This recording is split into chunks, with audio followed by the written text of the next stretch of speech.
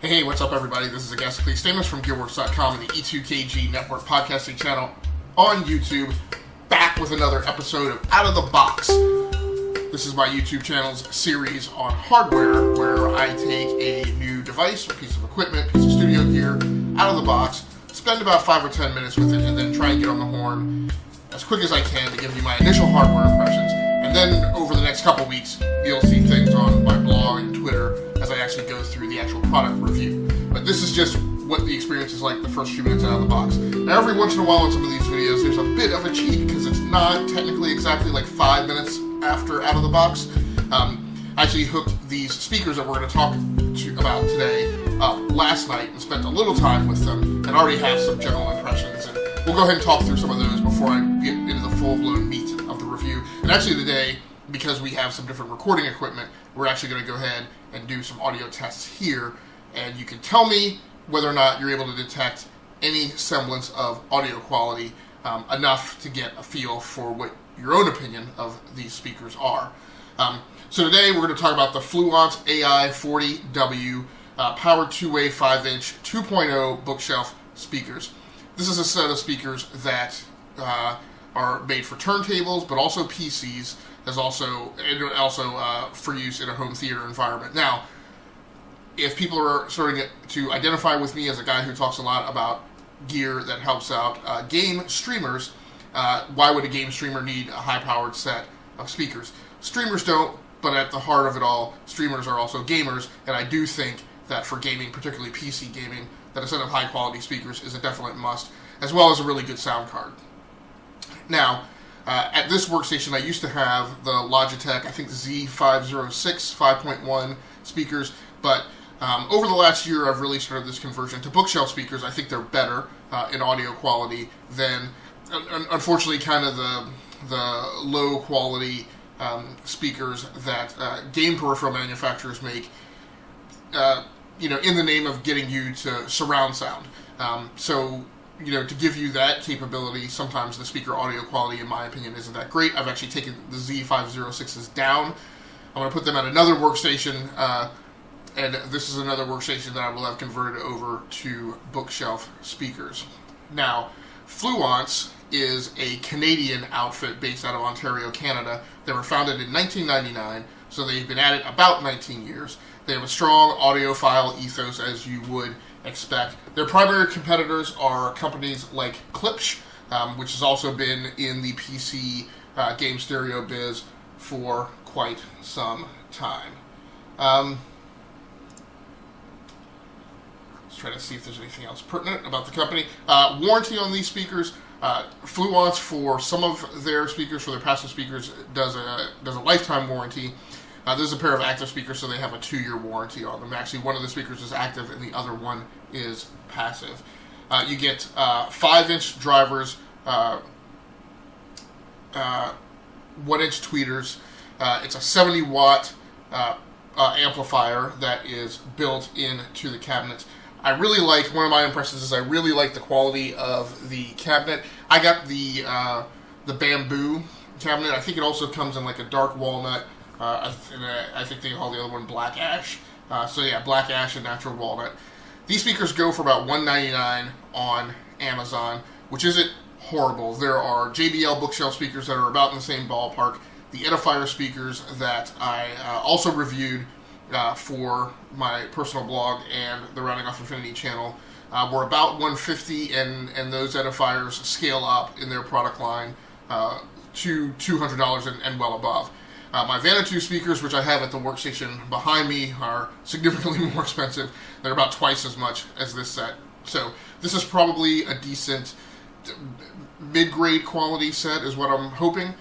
Maybe they'll be a little bit better than the Edifiers, but maybe not as good as the Vanatus. But again, I've had to go through the review to formulate that opinion. The other really neat thing about these speakers is they're also Bluetooth. I have not, again, because I haven't gotten into the review, I haven't tried to actually make a Bluetooth connection, but supposedly they do support it. Frequency range response is 40 kilohertz to, I think, 20,000 kilohertz, or 20 kilohertz. 40 hertz to 20 kilohertz, so 40 hertz to 20,000 hertz. They're a little bit bigger as far as the cabinet goes than my Vanna2, so they are going to take up a chunk of space on a desktop, but again, in my opinion, that's worth it. The other really neat thing is it comes with this remote, which has actually worked.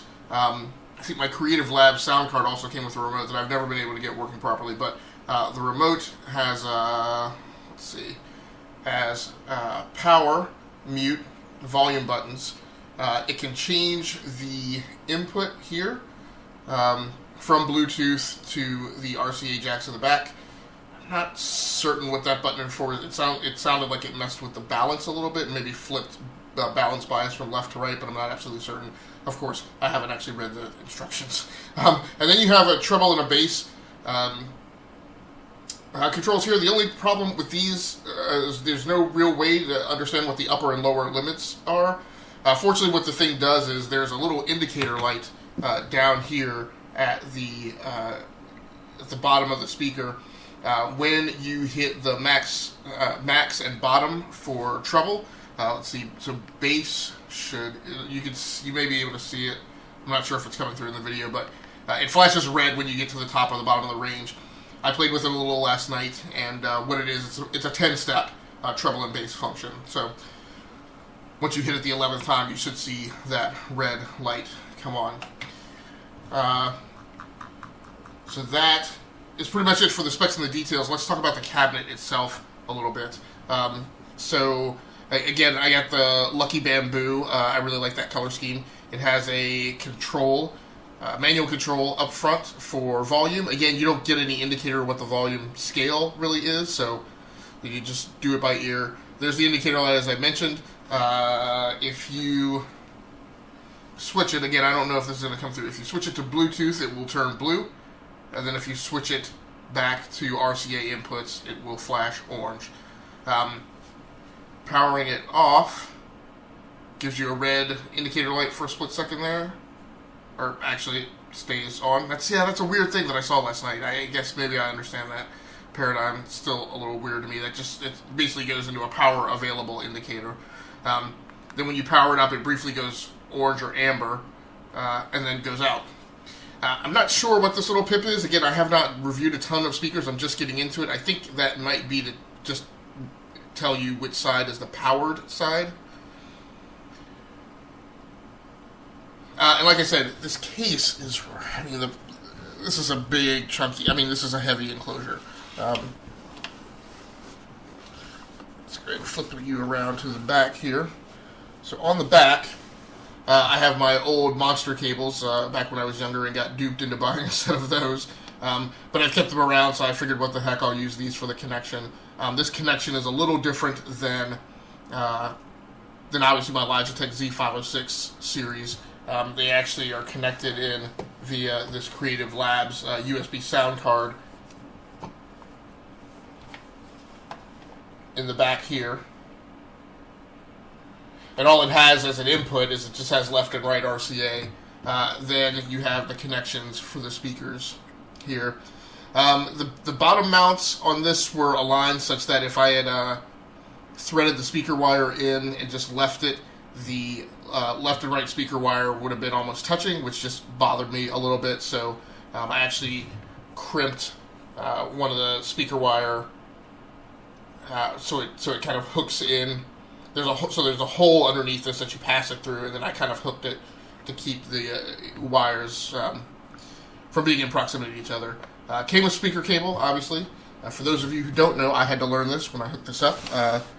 When the speaker wire is gray and black, normally the black goes to the negative, is used for the negative terminal. Although it doesn't really matter as long as whatever polarity terminal you connected on one side, you connect it to the same polarity terminal on the other.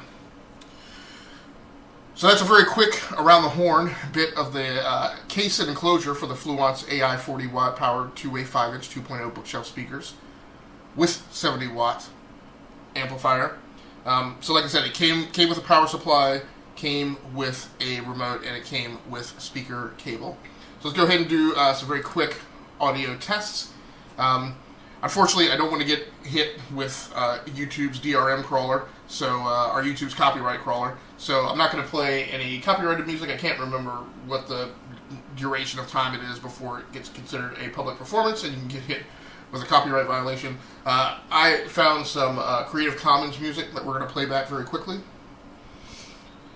This first one is a bit of classical, so I'm going to do one classical and one kind of, I don't know what you call it, popish, modern, whatever. So this is Chopin, Chopin's Nocturne piece. And I'm pulling this from a YouTube channel that supposedly has high quality audio tracks, so we'll see how that goes. The reason I want to do this is because I'm shooting this with the Zoom Q8N and the Zoom Q8 camera, which I think you guys have heard me rave about a couple of weeks ago when I was doing a review for it. But I also recently got a hold of the Zoom Q2N cameras. Again, these cameras are supposed to be specifically made for musicians, and they're supposed to have really high quality mics, so we will put that to the test, as well as the speakers. So let's give it a listen, and you guys tell me what you think.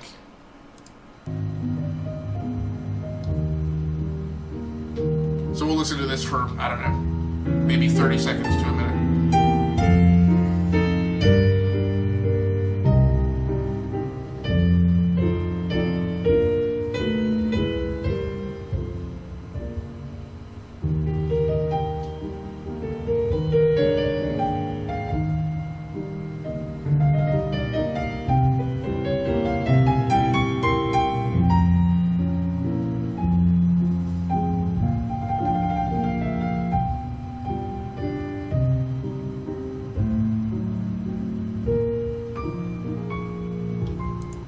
Okay, now we're going to switch over and listen to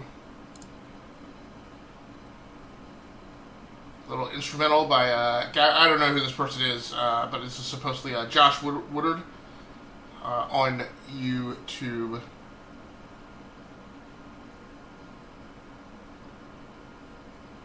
Which again, posts his music, or somebody posted his music as Creative Commons and available for fair use, so let's go ahead and give that a listen.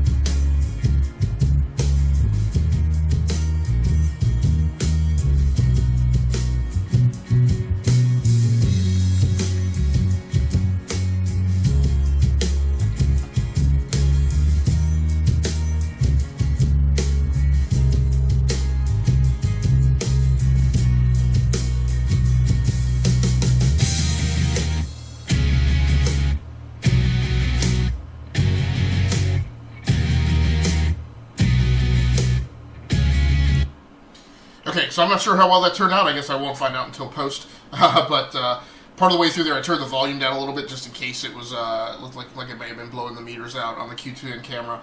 And then there at the tail end, I took out some of the bass. I tend to listen to music heavily tilted towards bass in my equalizer settings, so I backed some of that out. So that is my out-of-the-box episode covering the Fluance Ai40W 5-inch 2.0 bookshelf speaker set. And these will be going into the test chamber and getting a thorough review on the site, gearworks.com.